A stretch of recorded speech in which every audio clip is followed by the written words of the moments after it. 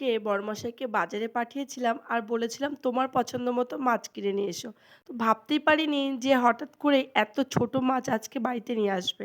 যেহেতু কদিন ধরে শরীরটা ভালো যাচ্ছে না, তাই কিন্তু মাছ কাটতে আমার একদমই ভালো লাগছিল না। কি আর করা যাবে, এনেছে।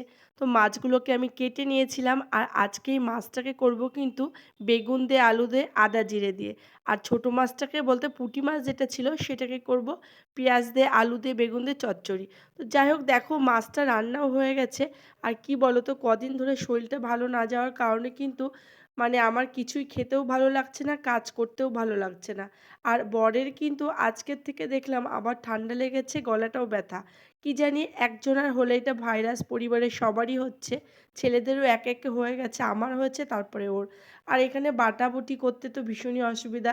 যেহেতু মিক্সিতে শস্য খুব একটা ভালো পেস্ট হয় না। তোমরা যারা মিক্সিতে বাটো তারাই বুঝতে পারবে, একদমই ভালো হয় না। তবুও আমি হাতে একটু চেষ্টা করেছি, এইভাবে বেটে নিয়েছি। আর মাছটা কিন্তু খেতে অসাধারণ টেস্ট হয়েছিল।